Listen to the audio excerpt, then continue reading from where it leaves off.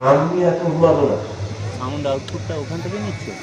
রামনবমী কদিন আগে গেল, গত মাসের 17 তারিখে। এটা ইনপুট সেই রামনবমীতে এই উন্মাদনা কখনো ছিল রামের নামে?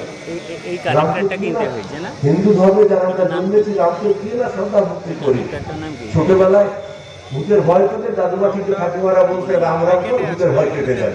ঘর থেকে বেরোনোর সময় অজান্তেই রাম। সেই রাম হবে ভূতের রাজনীতির হাতিয়ার। আর আজকে ভারতবর্ষের সংবিধানে যেটা নির্দিষ্টভাবে বলা আছে, কোন একটি ধর্মকে সরকার পৃষ্ঠপোষকতা করতে পারে না, একটি ধর্মের পক্ষে সরকার কোনো ভূমিকা গ্রহণ করতে পারেন না। ধর্ম যার যার, সরকার হলো সবার। আর আজকে আমরা দেখলাম আমাদের দেশের জাতীয় সরকার তারা রাম মন্দির তৈরি করার জন্য তারা যে ভূমিকা একজন বিচারপতিকে ব্যবহার করা থেকে শুরু করে, আমি সে বক্তব্যের মধ্যে আমি যাব না, যা গোটা দেশের মানুষের কাছে বড় প্রশ্ন চিহ্ন উত্থাপন করে দিল। সেই পথে রাম জন্মভূমি সংবিধানের মধ্য দিয়ে চিহ্নিত হলো না, চিহ্নিত হলো জাতীয় ভাবাবেগ নাকি ওখানে রাম মন্দির ছিল, তাই বলে ঠিক আছে। তারপরে একটা সরকার উঠে পড়ে লাগলেন মন্দির তৈরি করার জন্য। আমার আগে বক্তারা বলেছেন যে মন্দির আগেও ছিল, ভারতবর্ষের লক্ষ লক্ষ মন্দির ছিল, ভবিষ্যতে লক্ষ লক্ষ মন্দির হবে। ভারতবর্ষের মসজিদ ছিল, ভবিষ্যতে হবে। গির্জা ছিল, গির্জা হবে। কিন্তু মন্দির, মসজিদ, গির্জা দিয়ে আমাদের বেকারত্বের যন্ত্রণা মিটবে না, আমাদের পেটের খিদার জ্বালা মিটবে না। আজকে পৃথিবীর মধ্যে খিদার তালিকায় আমাদের যে সংখ্যা লাফিয়ে লাফিয়ে বাড়ছে, আমরা 104 নম্বর দেশে পৌঁছে গেছি, যেটা আজ থেকে 10 বছর আগে আমরা 85তে ছিলাম। সেই 85টা বেড়ে গিয়ে আরো 28টা দেশ থেকে আমরা পিছিয়ে গেছি, আরো পিছনের দিকে আমরা চলে যাচ্ছি। কে উত্তর দেবে? যারা আজকে দেশে বসে যারা দেশ পরিচালনার দায়িত্ব পালন করলেন 10 বছর ধরে, শুধু ধাপ্পাবাজি দিয়ে গেলেন। 10 বছর আগে যতগুলো কথা বলেছিলেন, সে একটা কথাও তারা কার্যকর না করে দেরি হয়ে যাচ্ছে। সব বক্তৃতা বানিয়ে কোনো লাভ, অনেক কথা। কালকে একটা জায়গায় বক্তৃতা করতে গিয়ে আমাদের নেতা বলছিলেন, যারা সংখ্যালঘুদের দিকে আঙুল তুলেন, তারা নাকি সংখ্যায় বেড়ে যাচ্ছে, তাই হচ্ছে তাদের বিরুদ্ধে জিহাদ ঘোষণা করেন। তো তারা ভুলে গেছেন যে রামের নামে তারা জয়ধ্বনি দেন, সেই রামের কটা মা ছিল বলছিল।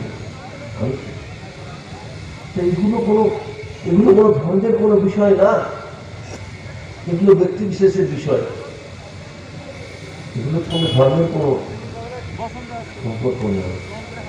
ধর্ম ধর্মের জায়গায় আমরা আমাদের জীবন জীবিকার লড়াই, আমাদের রুজি রোজগারের লড়াই, আমাদের বেকারত্ব তার যে যন্ত্রণা, তাকে কি করে আমরা ঘোষাতে পারবো তার লড়াই, আমাদের জিনিসপত্রের দাম আকাশ ছোঁয়া হয়ে যাচ্ছে, কি করে তাকে আমরা রোধ করতে পারবো তার লড়াই, আমাদের কৃষক ফসলের দাম পাচ্ছে না, যার ফলে সে ক্ষতিগ্রস্ত হচ্ছে, তাকে কি করে রক্ষা করতে পারবো তার লড়াই, আমাদের দেশের লেখাপড়া একটু শিখলেই দেশের রাজ্যে কাজ নেই, কুরিয়ারি শ্রমিক হয়ে দক্ষিণ ভারতে চলে যাচ্ছে, তাকে কি করে আমরা বন্ধ করে আমাদের সেই বাড়ির কর্তারা জওয়ানদের আমরা কি করে আমাদের রাজ্যে রাখতে পারবো তার লড়াই।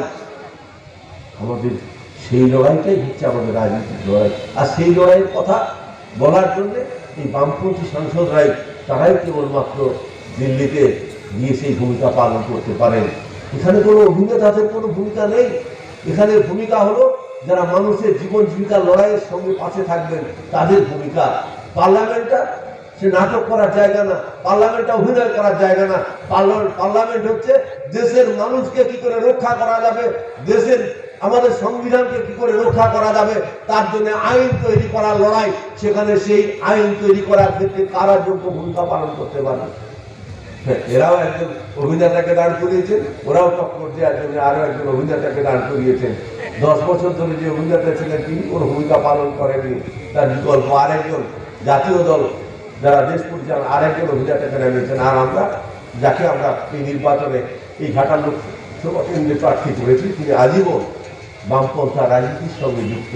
তিনি জীবনের ব্যক্তিগত সুখ স্বাচ্ছন্দ্যের জন্য তিনি তার নিজেকে পরিবারের দায়বদ্ধতার মধ্যে সীমাবদ্ধ রাখেননি।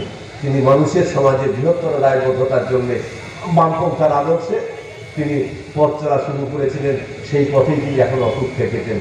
তুল্যমূল্য বিচারে আমরা কাকে আমরা সংসদে পাঠাবো, এটা আমাদের সবং এলাকার মানুষকে আমাদের নির্দিষ্ট করে নিতে হবে।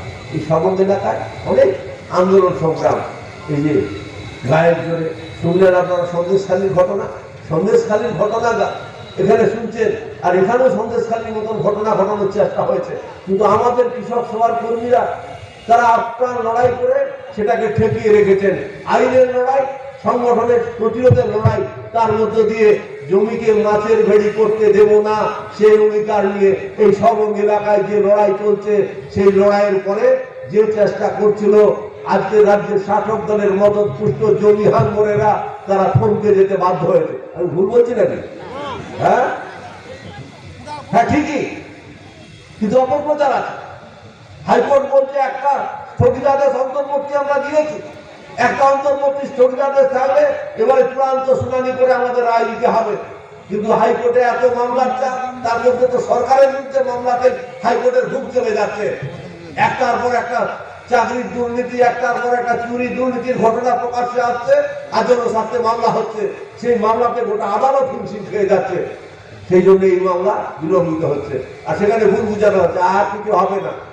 আর এখানকার যারা তাবড় নেতা, যারা ওই জমি হানমদের সঙ্গে যাদের বোঝাপড়া রয়েছে, তারা প্রশাসনকে চাপ দিয়ে কখনো কখনো তাদের পক্ষে কিছু পদক্ষেপ করিয়ে নিচ্ছেন, কিন্তু হাইকোর্টের অন্তর্বর্তী আদেশ থাকার পরে আজকে প্রশাসনের উপরে একটা চাপ আছে। আমরা বলেছি কোনো ঘটনা ঘটলেই বিডিওকে চেপে ধরুন, থানার ওসিকে চেপে ধরুন, এসডিওকে চেপে ধরুন, কোনো ছাড়ছুট নেই, অর্ডার রয়েছে, আপনারা দায়িত্ব পালন করবেন কিনা, করছেন, অনিচ্ছা সত্ত্বেও করছেন। কিন্তু শাসক দল রাজ্যের তারাই তো তাদের মালিক, তাদের যদি চাপ থাকে তাহলে কিছুটা আড়ষ্ট তারা হয়ে যায়, কিন্তু আমাদের আন্দোলনের মধ্য দিয়ে সেই আড়ষ্টতা আমাদের কাটাতে হবে। জয় আমাদের হবে, সত্যের জয়, তাকে ঠেকিয়ে রাখার ক্ষমতা কারণে আজ হোক, কাল হোক, পরশু হোক, সেই জয় আমরা হাসিল করবই। এ কথা সমবের মানুষ কান খুলে শুনে রাখুন, এই জয় কেউ ঠেকিয়ে রাখতে পারবে। এই নির্বাচনী লড়াইয়ের সামনে দাঁড়িয়ে অনেক কথা, এত কথা বলতে গেলে দীর্ঘ সময়, কিন্তু এই যে বললাম আমরা এখন সকলে মিলিতভাবে এই নির্বাচনী যুদ্ধে সামিল হয়েছি। জাতীয় কংগ্রেস থেকে বামফ্রন্টের অনেক শ্রমিক দল আর আমাদের সিপিআই সিপিএম সব সহ আমরা সবাই লেগেছি। তাই এই বার্তা আমরা দিতে চাই যে আমরা ঐক্যবদ্ধভাবে লড়াইয়ের ময়দানে। সেই জন্য দেখবেন একটা দল বাদ থেকে গেছিল, তাদেরকে বলেছিলাম যে ভাই এত বক্তৃতা করলে মানুষের ধৈর্যচ্যুতি ঘটবে, তারা বলে না আমাদের 2 মিনিটে বলতে দিতে, আমি বলতে দিয়েছি।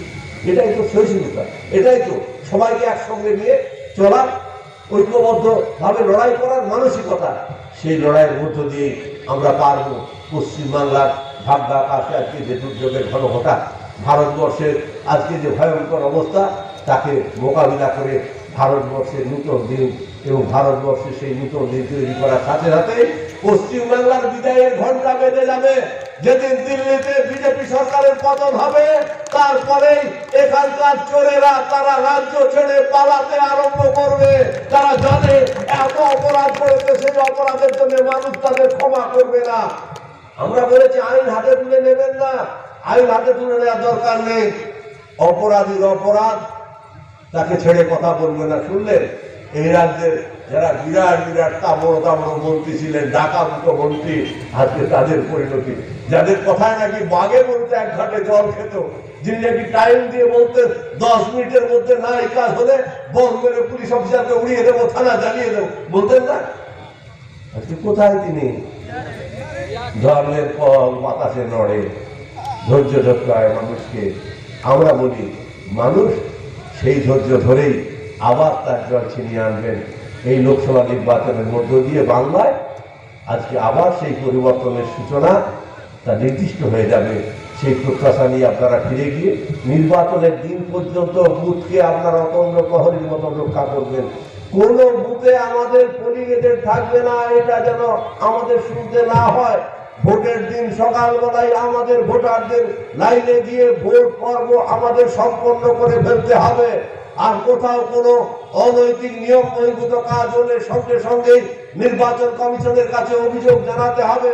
এবার নির্বাচনের কমিশনের কাছে অভিযোগ জানানোর মধ্য দিয়ে ইতিমধ্যে যে সমস্ত বেয়াড়া অফিসাররা যারা রাজ্যের শাসক দলকে মদত দিয়ে নিজেদের চেয়ার একটু ভালো করে তারা পাকা রাখার চেষ্টা করেন, তাদেরকেও এবার বুঝিয়ে দেওয়া হয়েছে।